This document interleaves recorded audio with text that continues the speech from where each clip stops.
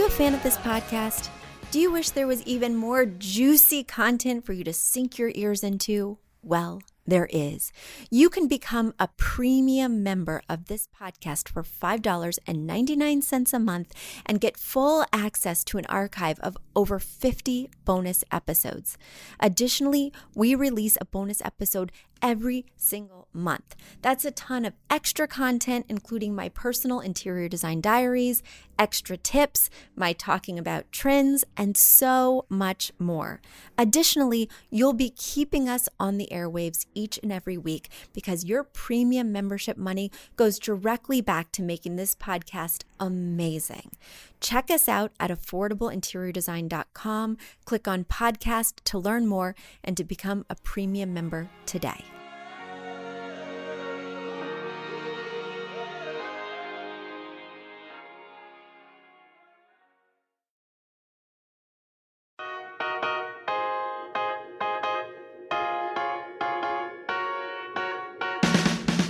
You don't need a high-end designer or a lot of money to get a luxe look. Be your own interior designer. This is Affordable Interior Design, the podcast. Here's your host, Betsy Helmuth. Guys, last week of summer, I am feeling relaxed, rejuvenated, and ready to tackle whatever comes my way. Can you tell I've been on vacation? Yes, I'm glad to be back with you all, but it was so restful and so nice to unplug for a few days. Those of you who are watching on YouTube can see that I didn't get any more tan, but at least I look more refreshed. And that's what counts, right? Well, I hope that you all had some amazing vacations. I hope you got to make some memories. I hope you were able to stay safe. And now let's get back to school.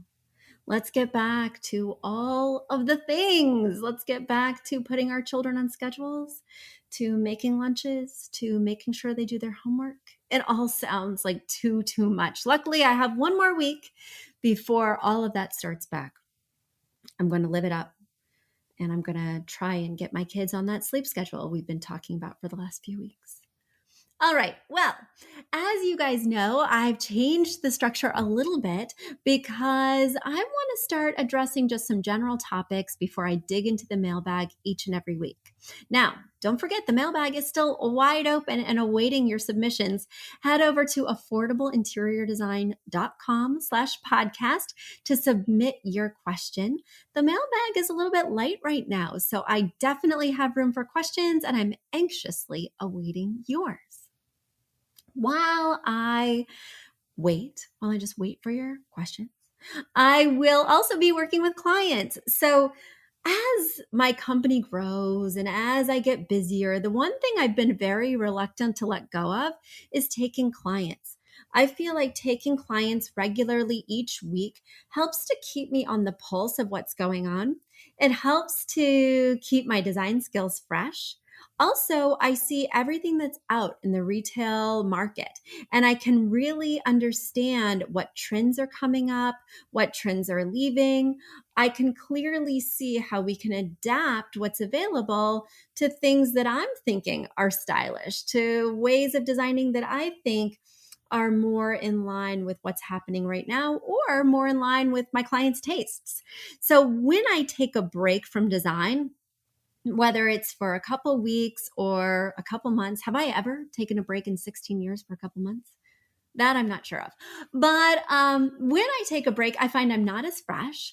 I find it's harder to speak to your questions, but also it's harder to form my own strong opinions. So I think that's probably one of the last things I'll give up as a business owner is actually doing the design work, because it helps me to even adapt our business model and stay current and speak to my own designers when they understand that I understand all of their challenges. Well, something that I wanted to talk about today was about rustic design. So many of my clients ask for rustic designs. You would think that rustic design would be a little bit over, because it's been so hot for so long. And I really thought we'd see that kind of tapering, and maybe we have. So I decided to look up the definition of rustic because I thought that would give us a really good starting point for today's conversation. So, according to the dictionary on the interwebs, rustic is one of two things. It's either relating to the countryside slash rural, or it's made in a plain and simple fashion. I think that number two, the second definition, is much more in line with how I design for a client who says they want rustic. Country or rural, I really associate with country style. And certainly that is a style as well. A style that doesn't have to feel old and dated. It can be made to feel fresh and contemporary depending on the color choices and the lines. But when I'm thinking rustic, I'm thinking that I want to see the actual quality of the piece. I want to see the wood grain. I want to see how the thing is made. It doesn't have to be perfect, but it has to feel very authentic. It has to be something that's not overly finessed. It's almost hand hewn or roughly finished so that you can see the material quite clearly and it's not covered up with a lot of finishes or lacquer or polish. That is what I think of when I'm talking rustic design. And there are some pitfalls that I see when designing in a rustic style with clients. I'm going to share those with you right here, right now. The first I touched on a little bit earlier. I think that rustic as a style in interior design is not going to have a ton of longevity. I do think that it's a little bit trendy to want to see a lot of wood grain. I do think that people are eventually not going to want to have live edge wood tables where you can see the shape of the tree, where you can get a splinter if you rub your finger the wrong way on the table. That kind of thing. Our neighbor just popped by. That's the great thing about recording right here on Main Street is the amazing guy at the deli who makes my eggs every morning. He makes the most delicious scrambled eggs. I need to ask him how he does it. But he's so nice, and every time he passes by, he waves. So if that ain't a little rustic, I don't know what is. All right, let's get back to the topic at hand. I feel like a lot of the rustic finishes, be they like that live edge wood table I was talking about, or like a really rough burlap, or a super open weave linen, I think these things are going to go out of fashion in terms of a style in the next 4 years. Now, I've said that for a while, as I mentioned earlier, but it's more like I've seen this rustic style evolve. 3 years ago, everybody wanted industrial. That's what the clients were clamoring for, industrial design. And now they want many of the same pieces, the same aesthetic, but for a while they started calling it farmhouse, right? When you would see that wood grain, maybe it would be a gray wash or a white wash, but it was clearly visible. For a while, I would say before the industrial, it was kind of a shabby chic. So it's the same idea of something that looks a little bit worn, something where you can clearly see the material underneath, but something that's not actually old, like an antique. So I feel like the style has been around. The name just keeps changing. And I think this rustic name is going to change again. Do I happen to know its next name? No. But I just want to put that as a warning because a lot of people are choosing to do renovation choices that align with a rustic aesthetic, be it a pickled floor with wide planks where you can clearly see the wood grain, be it shiplap where maybe it's whitewashed rather than truly painted. So again, you can see that grain, whether it's a metal that looks a little bit hand forged so that it's not just sleek and a clean finish. These are all elements that I think could be a little bit dangerous to incorporate in a renovation finish, like a faucet, like a doorknob, like a floor, because it's going to be harder to swap out when the trend is, over. Let's talk about some other things that can help a rustic style to work a little bit better in everyday life. Another thing that can be helpful is to incorporate glass. Glass is not usually a texture that's associated with rustic. People think more of metals, woods, even fabrics before they think glass. But when you have a room that has a lot of metals and woods, it can feel very heavy. It can feel bogged down. And, even if we're thinking rustic in terms of using stone that's maybe not polished, but has a little bit more of that rough edge, again, heavy, heavy, heavy, all while being rustic.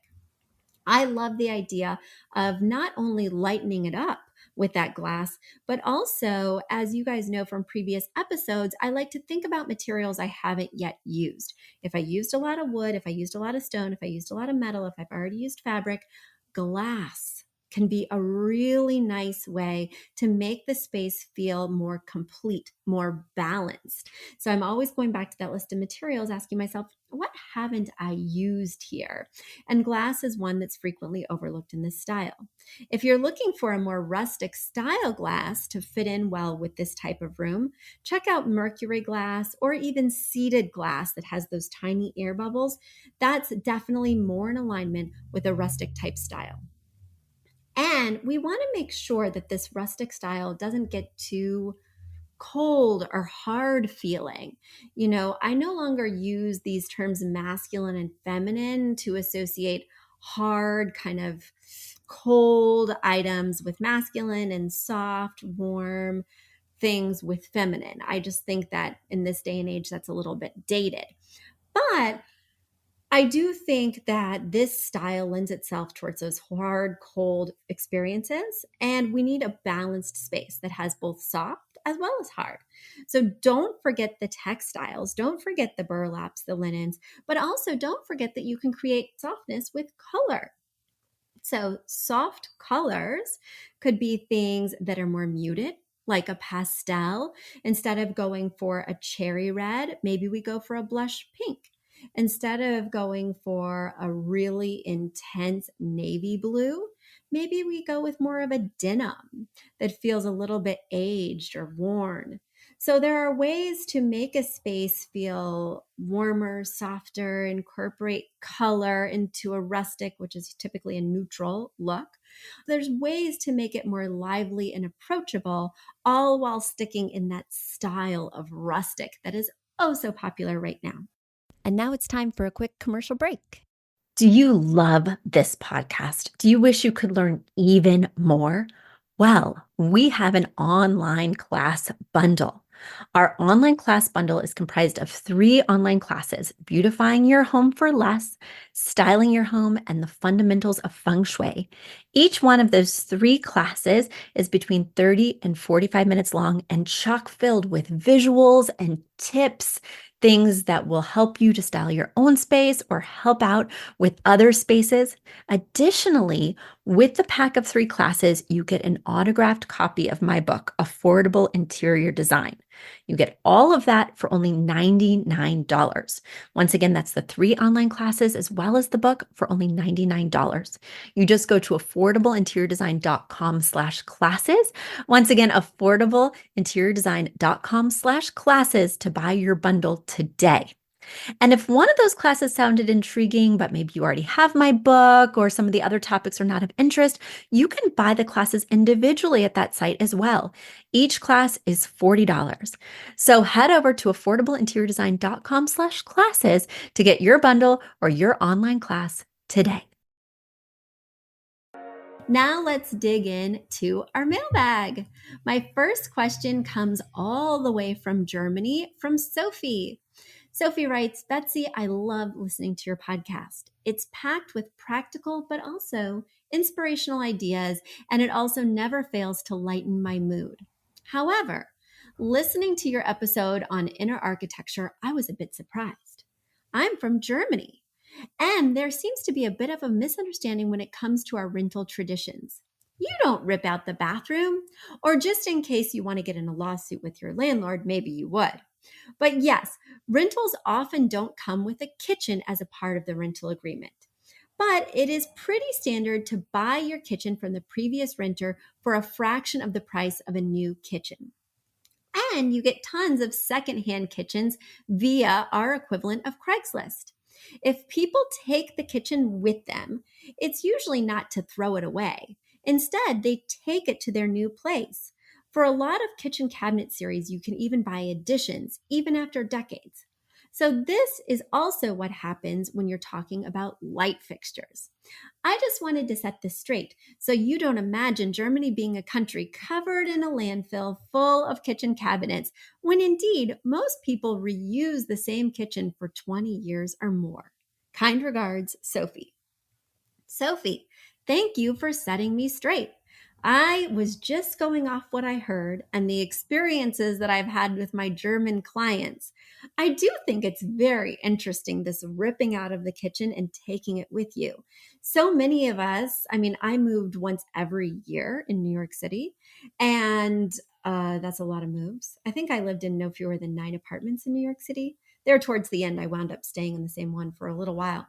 But even thinking about moving houses like I'm planning to do right now, the idea of ripping out my kitchen and having it fit in a new space that's probably going to be a totally different look, is just so foreign. But I think that it's interesting. And I'm really glad that you set me straight. All right, let's head over to my next question. My next question comes from Charlotte, North Carolina, from Griffin. And Griffin writes, Betsy, I'm thinking about tiling half of the wall behind the vanity in my master bathroom. Any considerations for the tile? I am thinking color. Well, Griffin, I really appreciated that you included pictures. It's very helpful, and I can see exactly what we're working with. And guys, if you want to see what Griffin's working with, head over to the YouTube channel. You can get all the access at affordableinteriordesign.com/links. Once again, that's affordableinteriordesign.com/links. All right, here I am, Griffin, looking at your pictures.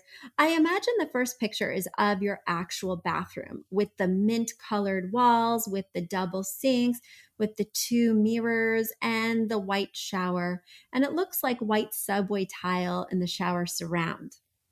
Yes, I think this bathroom could benefit from a little bit of pizzazz.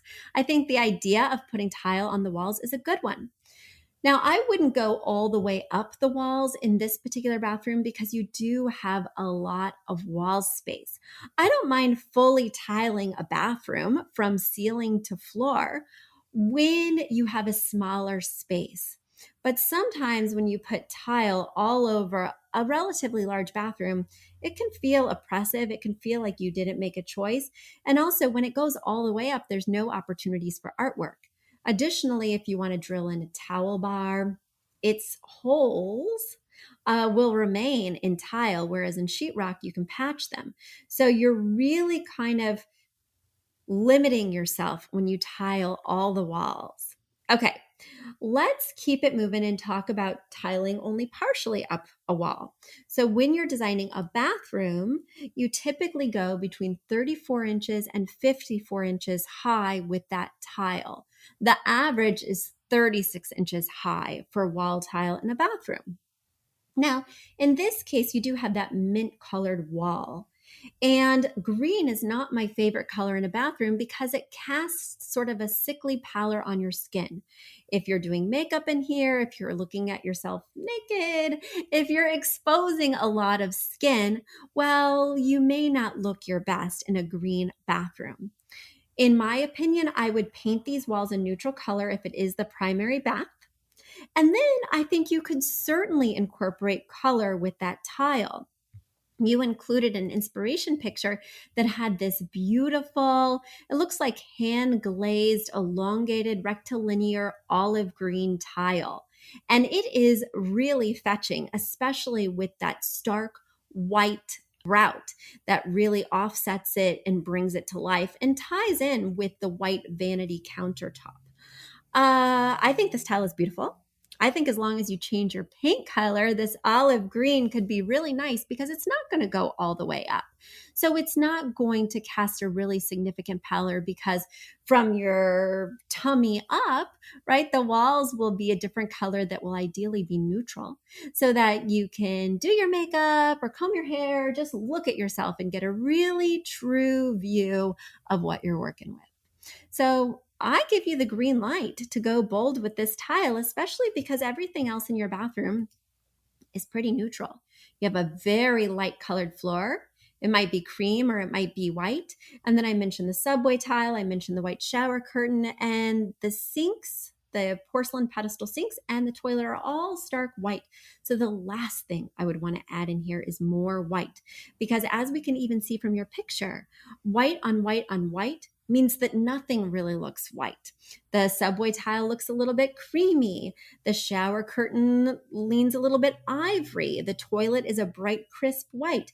All of these things may technically have been white on their label, but when they're all put side by side by side, they don't exactly match, which means that they all look just a little bit off, which is why I try not to do much white on white on white on white, whether I'm designing a kitchen renovation or, in this case, a bathroom renovation. Griffin, I've solved all your problems. What? What's that you say? I haven't solved all your problems? Well then, send me some more questions. You can go to affordableinteriordesign.com/podcast. Once again, that's affordableinteriordesign.com/podcast. And once you're there, you'll see a little area where you can leave a submission. I would love to answer your question on an upcoming episode.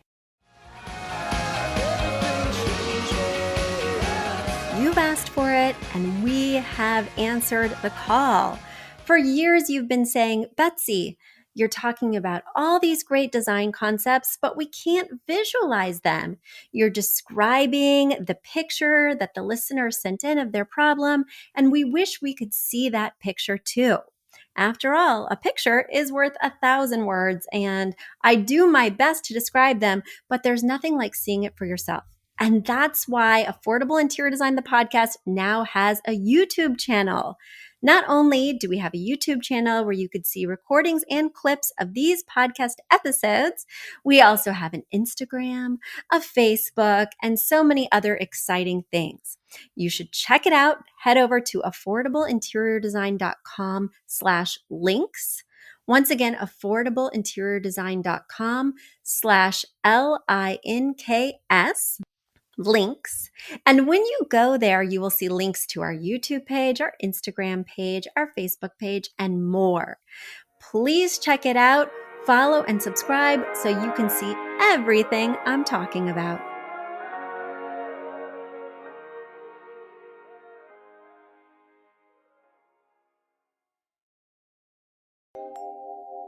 A big thank you to our amazing producer, Catherine Heller, to Aton and the MCR House Band, and to Affordable Interior Design, the sponsor of this podcast and the premier place to get an amazing look on a budget. Check out affordableinteriordesign.com. If you guys love the show, the very best way to support us is by spreading the word. Tell your friends or write us an awesome review on iTunes. So until next week, guys, thanks so much for joining us, and I'll talk to you soon. Bye.